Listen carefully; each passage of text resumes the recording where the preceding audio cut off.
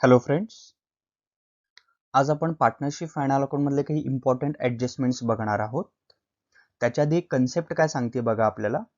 As per dual aspect concept every adjustment has minimum 2 effects. Dual aspect concept प्रमाणे प्रत्येक ॲडजस्टमेंटचे minimum आपल्याला 2 effect जाणारच आहेत. मग तो कुठेही अकाउंटला जाईल किंवा स्टेटमेंटला जाईल. बघा, फर्स्ट ॲडजस्टमेंट आहे क्लोजिंग स्टॉक. क्लोजिंग स्टॉक म्हणजे काय?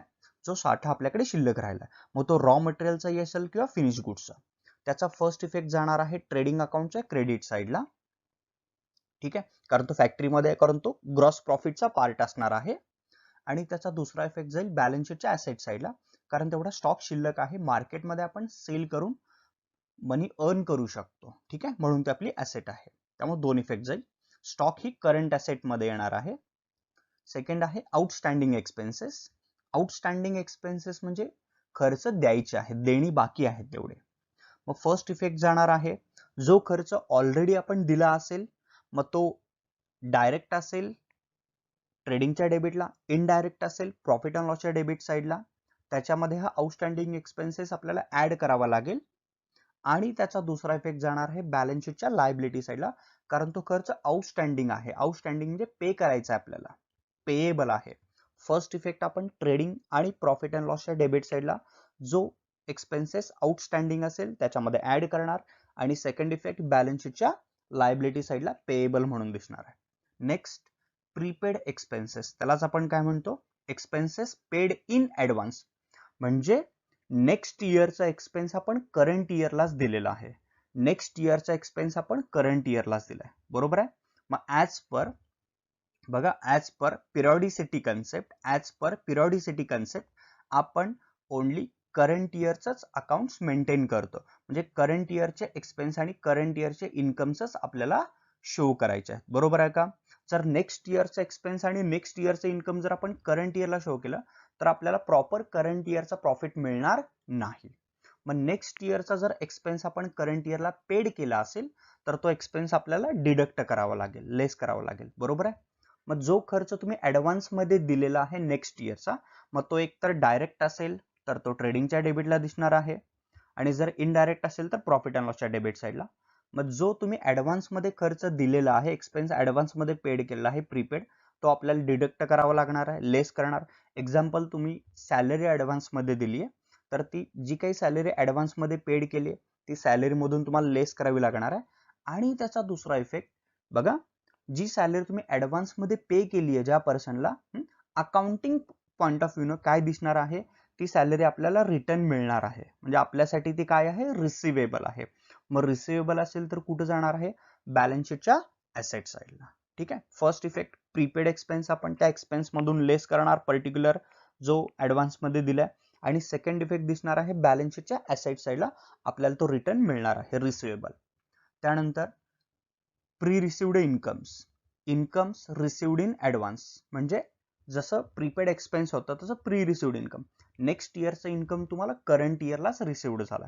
करंट इयरला आपण शो करू शकणार नाही, कारण जर आपण करंट इयरला शो केला तर नेट प्रॉफिट इन्क्रीज होणार आहे, तो तुमचा ऍक्च्युअल किंवा ट्रू नेट प्रॉफिट नसेल. मग आपण इन्कम्स ऑलरेडी कुठे रेकॉर्ड केलेत, प्रॉफिट अँड लॉस अकाउंटच्या क्रेडिट साईडला. मग त्याच्यामध्ये जे काही प्री रिसिव्ड इन्क्लुडेड आहेत, प्री रिसिव्ड नेक्स्ट इयरचे, ते आपण लेस करणार, कारण तो करंट इयरचा इन्कम नाही म्हणून आपण लेस करणार.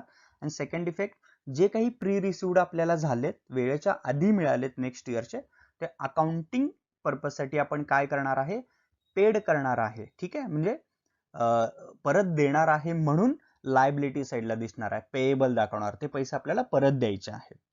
ठीक आहे, लायबिलिटी साईडला आपण दाखवणार प्री रिसिव्ड इन्कम्स.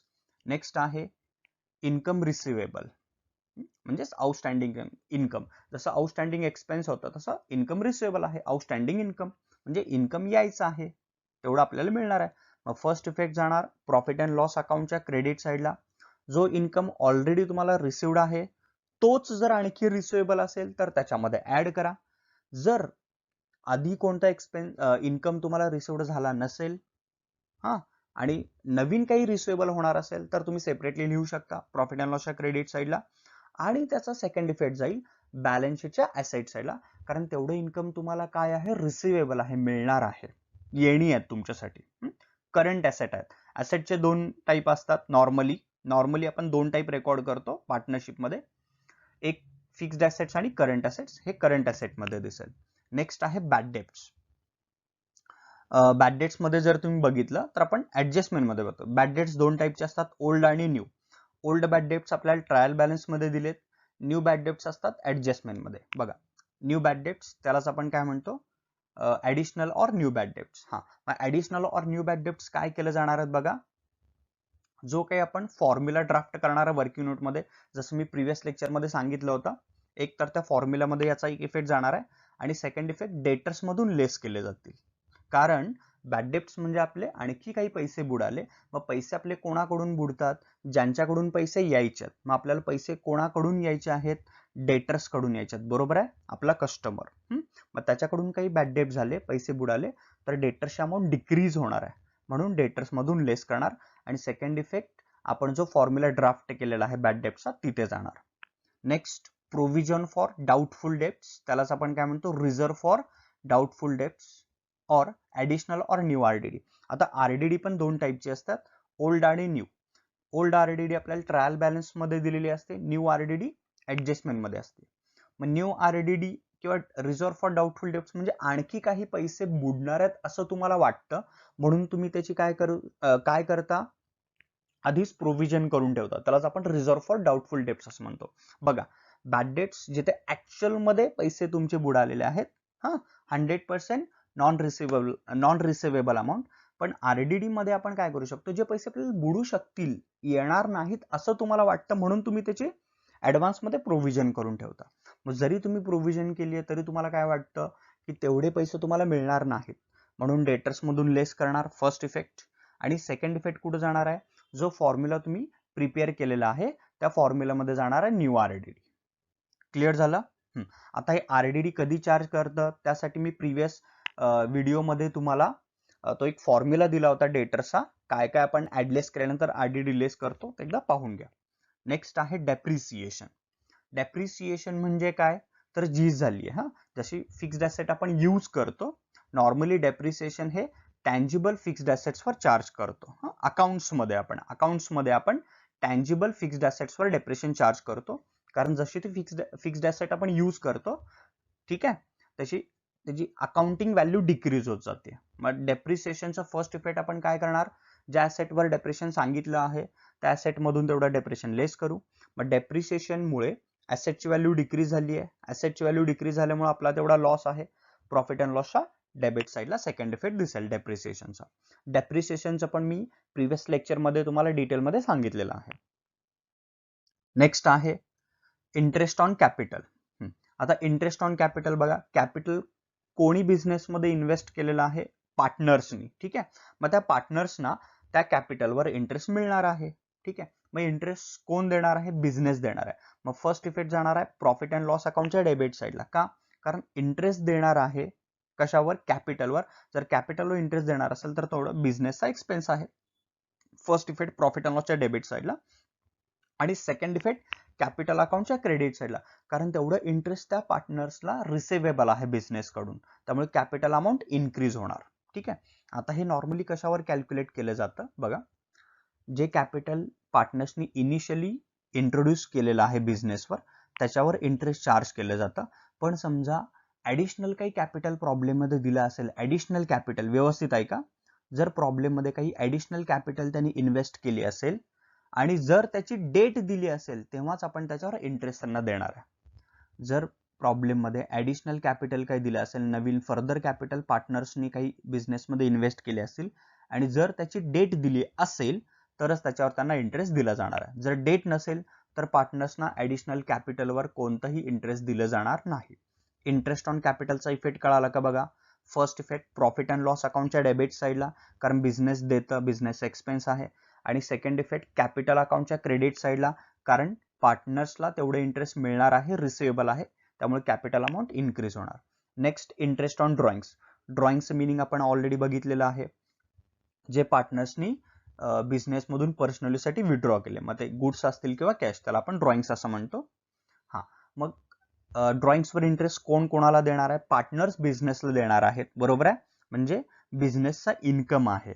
मग इन्कम म्हणल्यावर फर्स्ट इफेक्ट जाणार आहे प्रॉफिट अँड लॉस अकाउंटच्या क्रेडिट साईडला, कारण बिझनेसला मिळणार आहे इन्कम आहे. आणि याचा दुसरा इफेक्ट जाणार कॅपिटल अकाउंटच्या क्रेडिट साईडला. का?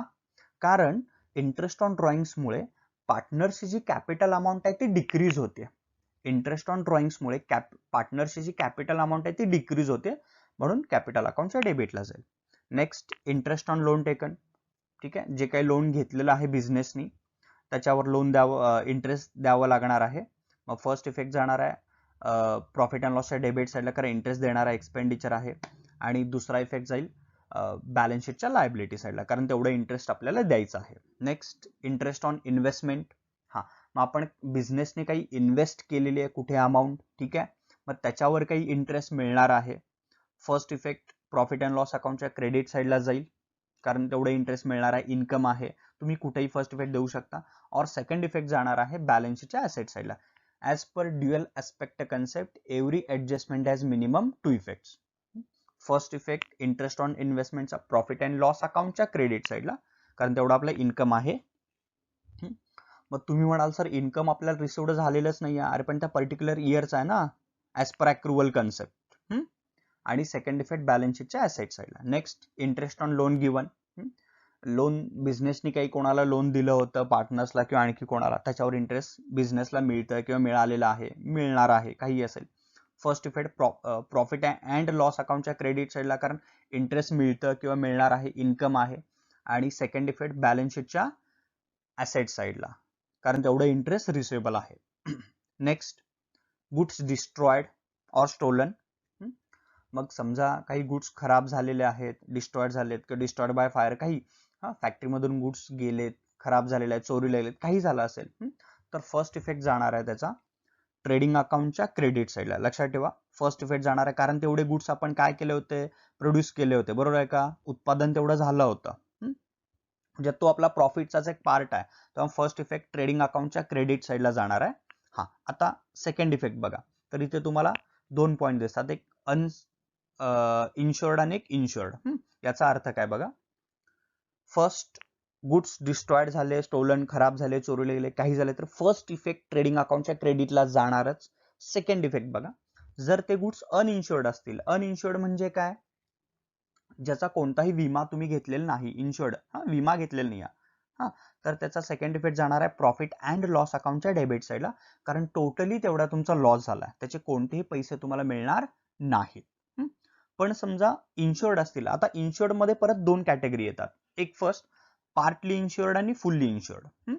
फर्स्ट गुड्स डिस्ट्रॉयड झाले, फर्स्ट इफेक्ट ट्रेडिंगच्या क्रेडिट साईडला. समजा पार्टली इन्शुर्ड आहेत, म्हणजे त्यातल्या काही प्रमाणात तुम्ही इन्शुरन्स घेतलाय, मग जेवढ्याचा तुम्ही इन्शुरन्स घेतलेला आहे तेवढा इफेक्ट, तेवढी अमाऊंट बॅलन्स शीटच्या ॲसेट साईडला जाणार आहे. का? कारण ज्याचा तुम्ही इन्शुरन्स घेतलाय तेवढे पैसे तुम्हाला इन्शुरन्स कंपनीकडून रिसिव्ह होणार आहेत, रिसिवेबल आहेत, तेवढे पैसे तुम्हाला इन्शुरन्स कंपनीकडून मिळणार आहेत, म्हणून ॲसेट साईडला जाणार.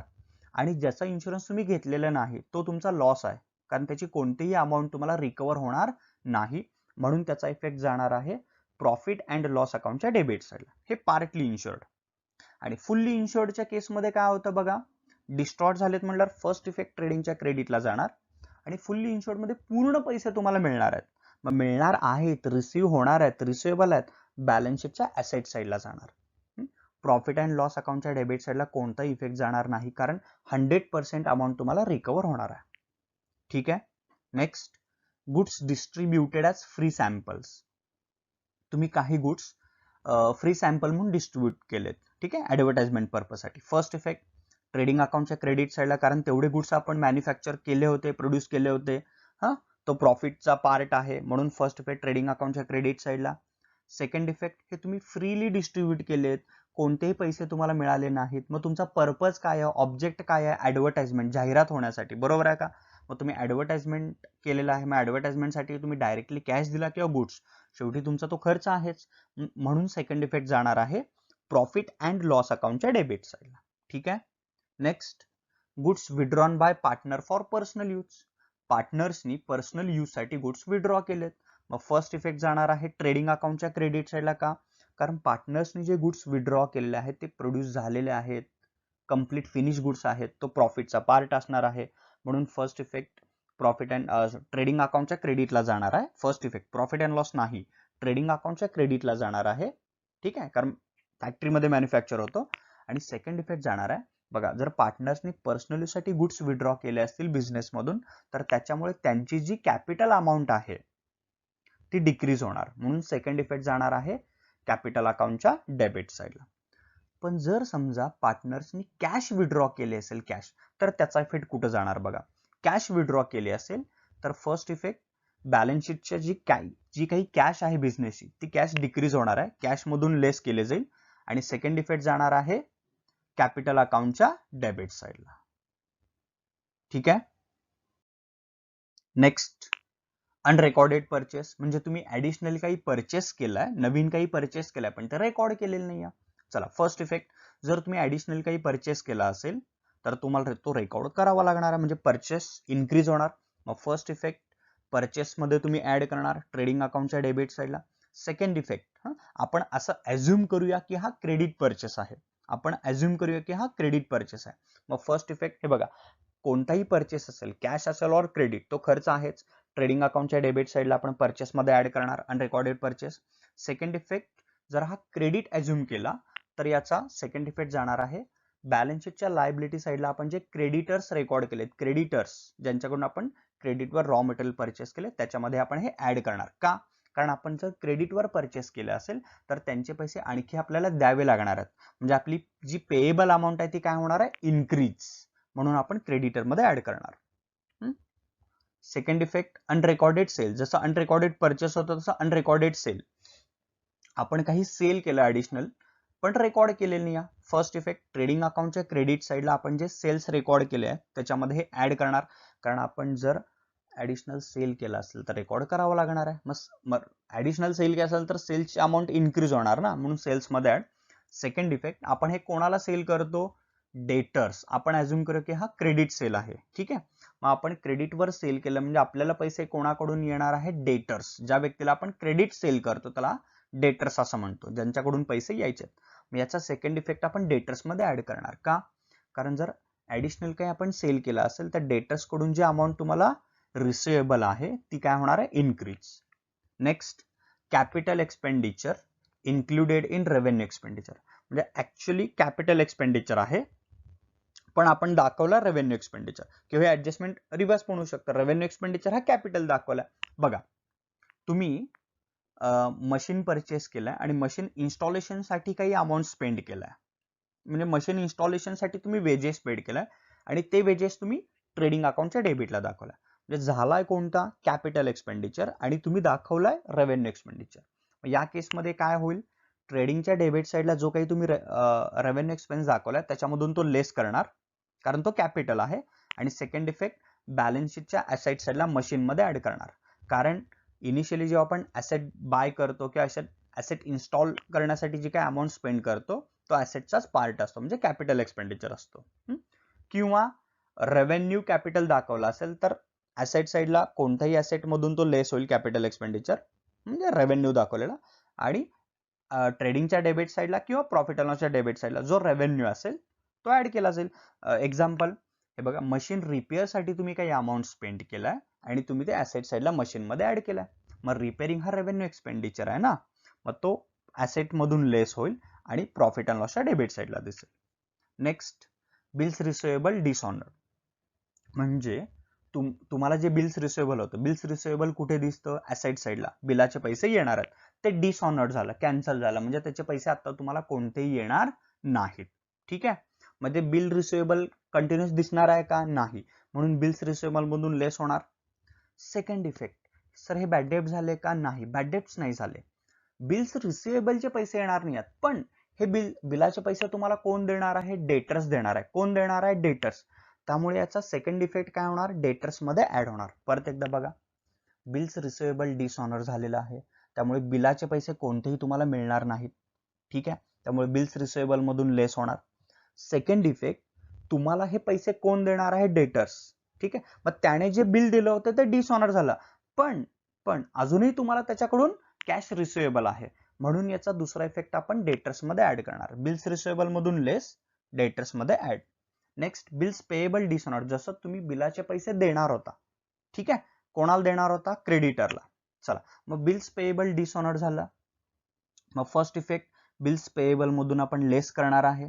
सेकंड इफेक्ट बघा आपले पैसे सेव्ह झाले का नाही, पैसे द्यावेच लागणार आहेत, वाचलेले नाही आहेत, त्यामुळे याचा सेकंड इफेक्ट क्रेडिटर्स मध्ये ऍड करणार. जरी बिलामधून पैसे द्यावे लागणार नसतील तरी तुम्हाला ऍक्च्युअली कॅश त्यांना पे करावी लागणारच आहे, त्यामुळे बिल्स पेएबल मधून लेस करणार डिसऑनर झालेली अमाऊंट आणि तेवढी अमाऊंट आपण क्रेडिटर्स मध्ये ऍड करणार. Next deferred expenses. Deferred expense म्हणजे जसं आपण आता स्पेंड केलाय या वर्षी, पण त्याच्यासोबत आपण पुढचे 3-4 वर्षाचे काही खर्च केले असतील तर आपण फक्त ओनली करंट इयरचा एक्सपेन्सेस आता दाखवतो, नेक्स्ट इयरचा नाही दाखवू शकत. ठीक आहे, आणि जो ऍडव्हान्स मध्ये पेड केलेला आहे तो बॅलन्स शीटच्या ऍसेट साईडला दिसेल. Next revenue receipts included in capital receipts, same तसंच जसं एक्सपेंडिचरचं आहे रेव्हेन्यू रिसिट्स आपण दाखवली कॅपिटल रिसिट्स मध्ये, तिथून ऍडलेस केलं जाईल. Next commission to partners as a percentage of gross profit और सेल्स और नेट प्रॉफिट, हे ऑलरेडी मी सांगितलेलं आहे तुम्हाला प्रिव्हियस लेक्चरमध्ये. जर पार्टनर्सला काही कमिशन द्यायचं असेल ग्रॉस प्रॉफिटवर तर पहिल्यांदा ग्रॉस प्रॉफिट कॅल्क्युलेट करावं लागणार आहे, मग त्याच्यावर कमिशन कॅल्क्युलेट केलं जाईल. फर्स्ट इफेक्ट प्रॉफिट अँड लॉसच्या डेबिटला जाईल, सेकंड इफेक्ट कॅपिटल अकाउंटच्या क्रेडिटला जाईल जर पार्टनर्सला देत असतील तर. जर सेल्सवर सांगितलं असेल तर जेवढा सेल्स आहे ठीक आहे त्याच्यावर कमिशन कॅल्क्युलेट केलं जाईल, तो प्रॉफिट अँड लॉसच्या डेबिटला जाणार आहे आणि कॅपिटल अकाउंटच्या क्रेडिटला जाईल. नेट प्रॉफिटवर असेल तर प्रिव्हियस लेक्चरमध्ये मी तुम्हाला एक फॉर्म्युला दिला होता, त्या फॉर्म्युला वाईज नेट प्रॉफिटवर ते कमिशन आधी कॅल्क्युलेट करावं लागणार आहे. म्हणजे वर्किंग नोटला तुम्हाला नेट प्रॉफिट कॅल्क्युलेट करावं लागणार आहे, मग तो फॉर्म्युला अप्लाय करून कमिशन कॅल्क्युलेट करावं लागेल. तो कमिशन कॅल्क्युलेट केल्यानंतर त्या कमिशनचा इफेक्ट फर्स्ट प्रॉफिट अँड लॉसच्या डेबिटला जाईल, सेकंड इफेक्ट कॅपिटलच्या क्रेडिट साईडला. मग तुम्हाला जो नेट प्रॉफिट तुम्ही वर्किंग नोटला कॅल्क्युलेट केला होता तो ऍडजस्ट करायला लागणार. ऍडजस्ट म्हणजे त्याच्यामधून जे कमिशन तुम्ही पे केलं ते लेस करून तुम्हाला बिझनेसचा एक्झॅक्ट नेट प्रॉफिट मिळेल. ठीक आहे, जसं मी आता सांगितलं तुम्हाला, फक्त बँक लोन दिलं असेल तर ते लायबिलिटी साईडला दिसणार आहे की ऍडजस्टमेंट नसेल, पण 10% बँक लोन दिलं असेल आणि त्याने हे बँक लोन कधी घेतलेलं आहे काही सांगितलं नसेल तर ही तुमची सायलेंट ऍडजस्टमेंट होते. इथे अज्युम करायचं आहे की हे जे काही बँक लोन आपण घेतलेलं आहे पर्सेंटेज दिलं असेल तर आपण जेव्हा इयर आपलं स्टार्ट झालंय तेव्हाच घेतलेलं आहे असं अज्युम करायचं आहे, आणि याच्यावर जेवढे काही अमाऊंट असेल त्याच्यावर 10% तेवढा आपल्याला इंटरेस्ट काय होणार आहे मिळणार आहे असं अज्युम करून आपल्याला त्याचा इफेक्ट द्यायचा आहे. ठीक आहे, फर्स्ट इफेक्ट जाणार आहे बॅलन्स शीटच्या लायबिलिटी साईडला, कारण तेवढं इंटरेस्ट आपल्याला द्यायचं आहे. ठीक आहे, कारण तेवढं आपण लोन घेतलेलं आहे त्याच्यावर तेवढं इंटरेस्ट द्यायचं आहे. आणि सेकंड इफेक्ट जाणार आहे प्रॉफिट अँड लॉस अकाउंटच्या डेबिट साईडला. समजा याच्यावर काही इंटरेस्ट तुम्ही ऑलरेडी पेड केला असेल प्रॉफिट अँड लॉसच्या डेबिट साईडला ऑलरेडी, तर जेवढं काही रिमेनिंग इंटरेस्ट आहे तेवढं तुम्हाला पे करावं लागणार आहे. ठीक आहे, नेक्स्ट 10% इन्व्हेस्टमेंट. आता इन्व्हेस्टमेंट आपण नॉर्मली कशामध्ये करतो बघा, डिबेंचर्स मध्ये करतो, फिक्स डिपॉझिट्स मध्ये करतो, बॉन्ड्स मध्ये करतो, शेअर्स मध्ये करतो. ठीक आहे, पण पर्सेंटेज दिला असेल तर हे डिबेंचर्स, डिपॉझिट्स, बॉन्ड्स म्हणजे बॉरोड फॉर्म मध्ये असणार आहे. ठीक आहे, कर्जाऊ जे काय असेल पर्सेंटेज दिलं असेल, कारण शेअर्सवर फिक्स रेटनी कधीच आपल्याला डिव्हिडंड मिळत नाही. मग हे जे 10% इन्व्हेस्टमेंट असेल याचं मिनिंग काय होतं की तुम्हाला जे काही तुम्ही इन्व्हेस्टमेंट केले त्याच्यावर 10% तुम्हाला रिटर्न्स म्हणजेच इंटरेस्ट मिळणार आहे. आता इथं पण बघा, जर तुम्ही कधी इन्व्हेस्ट केली याची डेट दिली नसेल, हे बघा डेट दिली असेल तर काहीच प्रॉब्लेम नाही आहे. ज्या डेटला तुम्ही इन्व्हेस्ट केले त्या डेट पासून इयर एंड पर्यंत इंटरेस्ट तुम्हाला रिसीव्ह होणार आहे हे कॅल्क्युलेट करायचं. फर्स्ट इफेक्ट बॅलन्स शीटच्या ऍसेट साईडला जाणार आहे आणि सेकंड इफेक्ट प्रॉफिट अँड लॉसच्या क्रेडिट साईडला. डेट दिली असेल तर ज्या डेटला तुम्ही इन्व्हेस्ट केली आहे, लोनचं पण तसंच आहे, ज्या डेटला तुम्ही लोन घेतलेलं की इन्व्हेस्ट केलं त्या डेट पासून इयर एंड पर्यंत. पण जर डेट दिली नसेल तर तुम्ही अज्युम करायचं आहे की जी इन्व्हेस्टमेंट तुम्ही कधी केली आहे जेव्हा इयर स्टार्ट झालेला आहे, बरोबर, त्याच डेटला तुम्ही इन्व्हेस्ट केली आहे. बघा फर्स्ट इफेक्ट जेवढी काही इन्व्हेस्टमेंट आहे त्याच्यावर तुम्ही इंटरेस्ट कॅल्क्युलेट करा, त्याचा फर्स्ट इफेक्ट जाणार आहे प्रॉफिट अँड लॉस अकाउंटच्या क्रेडिट साईडला, कारण तेवढे इंटरेस्ट तुम्हाला मिळणार आहे, इन्कम आहे. आणि सेकंड इफेक्ट जाणार आहे बॅलन्स शीटच्या ऍसेट साईडला, कारण रिसिवेबल आहे ना, रिसिव्ड झालेलं नाही आपल्याला, ते रिसिवेबल आहे. बरोबर आहे, कळालं का बघा. 10% बँक लोन आणि 10% इन्व्हेस्टमेंट हे काही सायलेंट ऍडजस्टमेंट होते. हे ट्रायल बॅलन्स मध्ये येतात, त्याचे आपल्याला 2 इफेक्ट द्यावे लागणार आहेत. काही वेळेस हे जर राहिले तर आपला प्रॉब्लेम टॅली होणार नाही, तेव्हा प्रत्येक प्रॉब्लेम मध्ये आपल्याला हे चेक करावं लागतं. आणि कायम प्रॉब्लेम सॉल्व्ह करण्याच्या आधी ऍडजस्टमेंट रीड करायचे, ऍज पर ऍडजस्टमेंट मार्क करायचं आहे, आणि जे सायलेंट ऍडजस्टमेंट असेल त्याला मार्क व्यवस्थित करा. नेक्स्ट आहे बघा, असे काही पॉइंट्स आहेत, items appearing in trial balance only, म्हणजे असे काही पॉइंट्स आहेत जे फक्त ट्रायल बॅलन्स मध्ये देतात, ज्याचे 2 इफेक्ट जाणार नाहीत, ते तुम्हाला खूप कन्फ्यूज करतात. कारण हे काही पॉइंट्स असे जे आपण ऑलरेडी काय करतो बघा, ऍडजस्टमेंट मध्ये येतात, मग त्याचे आपण कायम 2 इफेक्ट देतो, पण हेच काही वेळेस तुम्हाला ट्रायल बॅलन्स मध्ये देतात. मग तुम्हालाही वाटतं सर आपण ऍज पर ऍडजस्टमेंट 2 इफेक्ट जायला पाहिजेत, कारण आपण ऍडजस्टमेंट मध्ये जेव्हा हे सॉल्व्ह करतो तेव्हा 2 इफेक्ट देतो. नाही, आज 2 इफेक्ट जाणार नाहीत तुम्हाला. ट्रायल बॅलन्स मध्ये दिले तर याचा अर्थ ऑलरेडी एक इफेक्ट तुम्ही लेजर मध्ये ऍडजस्ट केलेला आहात आणि एक इफेक्ट आता तुम्हाला द्यायचा आहे. बघा, ट्रायल बॅलन्स मध्ये जेव्हा हे स्पेसिफिक पॉइंट्स जेव्हा देणार आहेत, त्याचा एक इफेक्ट ऑलरेडी तुम्ही लेजर मध्ये ऍडजस्ट केलेला आहे, आता तुम्हाला फक्त एक इफेक्ट द्यायचा आहे. बघा, आउटस्टँडिंग एक्सपेन्स जेव्हा तुम्हाला ट्रायल बॅलन्स मध्ये देतील तेव्हा त्याचा डायरेक्ट इफेक्ट जाणार आहे बॅलन्स शीटच्या लायबिलिटी साईडला, पे करायचा आहे, कारण तो आपण ट्रेडिंग पेंडेला ऑलरेडी लेजर मध्ये ऍडजस्ट केलेला आहे. नेक्स्ट, आउटस्टँडिंग इन्कम, इन्कम यायचा आहे, तो पण जाणार आहे बॅलन्स शीटच्या ऍसेट साईडला डायरेक्ट, प्रॉफिट अँड लॉस अकाउंटच्या क्रेडिटला दिसणार नाही, किंवा तो आउटस्टँडिंग एक्सपेन्स जो ट्रायल बॅलन्स मध्ये दिला होता तो प्रॉफिट अँड लॉसच्या डेबिट साईडला किंवा ट्रेडिंगच्या डेबिटला दिसणार नाही. पे करायचा डायरेक्ट म्हणून लायबिलिटी, रिसिव्ह होणार आहे म्हणून ऍसेट. नेक्स्ट, प्रीपेड एक्सपेन्सेस, जो एक्सपेन्स ऍडव्हान्स मध्ये पेड केलेला आहे तो तुम्हाला रिसिव्ह होणार आहे, रिसिवेबल आहे म्हणून जाणार बॅलन्स शीटच्या ऍसेट साईडला, एकच इफेक्ट जाणार आहे, तो कोणत्याही एक्सपेन्स मधून लेस होणार नाही. जर ट्रायल बॅलन्स मध्ये दिला असेल तर तो ऑलरेडी आपण लेजर मधून ऍडजस्ट केलेला आहे, म्हणजे लेस केलेला आहे. नेक्स्ट, प्री रिसिव्ड इन्कम, जो इन्कम नेक्स्ट इयरचा आहे पण करंट इयरला रिसिव्ड झाला आहे, तो डायरेक्ट पे करायचा आहे म्हणून कुठे जाणार, बॅलन्स शीटच्या लायबिलिटी साईडला. कोणत्याही इन्कम मधून तो लेस होणार नाही, कारण ट्रायल बॅलन्स मध्ये दिला आहे याचा अर्थ आपण लेजर मधून तो ऍडजस्ट केला. नेक्स्ट, डेप्रिसिएशन, डेप्रिसिएशन व्यवस्थित बघा, नॉर्मली ऍडजस्टमेंट मध्ये जेव्हा डेप्रिसिएशन देतात तेव्हा आपण तो ऍसेट मधून लेस करतो आणि प्रॉफिट अँड लॉसच्या डेबिट साईडला लिहितो, पण आज तसं करायचं नाही. ट्रायल बॅलन्स मध्ये दिले याचा अर्थ ऑलरेडी हे डेप्रिसिएशन आपण ऍसेट मधून डिडक्ट केलेलं आहे लेजर आपण प्रिपेअर करताना, त्यामुळे डेप्रिसिएशनचा effect direct profit and loss अकाउंटच्या डेबिट साईडला दिसणार आहे. Next, loss on sale of asset और profit on sale of asset, asset विकून तुम्हाला प्रॉफिट किंवा लॉस झाला असेल त्याचा पण direct effect profit and loss अकाउंटच्या डेबिट साईडला दिसेल जर लॉस असेल, आणि जर प्रॉफिट असेल तर प्रॉफिट अँड लॉस अकाउंटच्या क्रेडिट साईडला. ऍसेट मधून ऍडलेस होणार नाही, कारण ट्रायल बॅलन्स मध्ये दिले याचा अर्थ आपण तो ऑलरेडी लेजर मध्ये ऍडजस्ट केला. Next, goods withdrawn by partner, पार्टनरनी काही गुड्स विड्रॉ केलेत, हा हे आपण ऑलरेडी बघितलं. काय केलं आपण, ट्रेडिंग अकाउंटच्या क्रेडिट साईडला लिहितो आणि कॅपिटल अकाउंटच्या डेबिट साईडला लिहितो, पण जर हे ट्रायल बॅलन्स मध्ये दिलं असेल तर याचा एकच इफेक्ट जाणार आहे कॅपिटल अकाउंटच्या डेबिट साईडला. ठीक आहे, कारण लेजर मध्ये आपण हे ऍडजस्ट केलेलं आहे असं अझ्युम करून जातो. नेक्स्ट,